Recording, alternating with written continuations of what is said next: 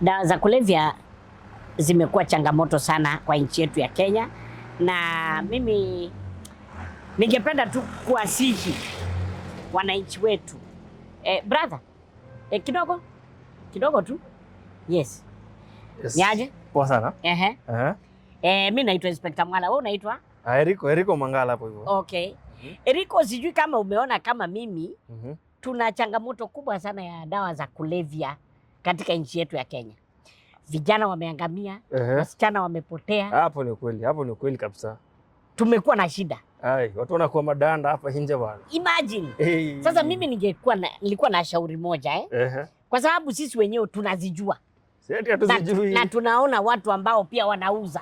Supplier wote tunawajua. Katika vioski zetu. Tunapata wajamaa wale mtaani wanauza. Si ndio? Na kwa nini watu waripoti? Sasa tufanye hivi. Ile shida tuko nayo by the way. Shida ni kwa sababu ya sisi ni don't cares. Yani hatujali. No, don't laugh. It's not a laughing matter. It's not a laughing matter. Tuache don't care.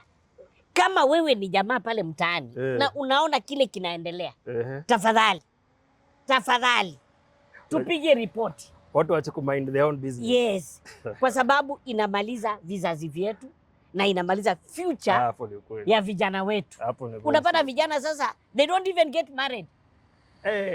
Watu hawataki majukumu. Wanasema marriage haiwork ama nini. Unapata mtu amezubaa pale, hata haogi. Amekuwa bongo lala. Anasema hakuna kazi, atafuti kazi kwa sababu hajitumi, kwa sababu dawa ishamuaffect, imemwonyesha kwamba you can do nothing.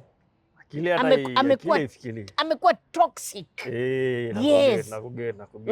Unaona hiyo toxication inafanya mtu hata huwezi oga. Atakuoga noma. Inafika mahali hata huwezi hata kukula. Inapoteza hata appetite. Weight inashuka. Na tukiendelea hivyo tutamaliza hii nchi na hatutajenga hii nchi, kwa sababu tunahitaji maendeleo. Na maendeleo ni sisi. Au unasikia kati viongozi wa kesho si wengine, ni sisi. Na tuwezi kuwa viongozi wa kesho tukijimaliza na haya madawa. Very true. You agree with me? We are making one step forward. Ndio unaona hata viongozi wenyewe they don't care about our youth. Kwa sababu wanaona wenyewe pia hawajielewi. Washawaingiza kwa hizo dawa, wakawaharibu, wakaua mahindi yao. They can't think anything beyond their future.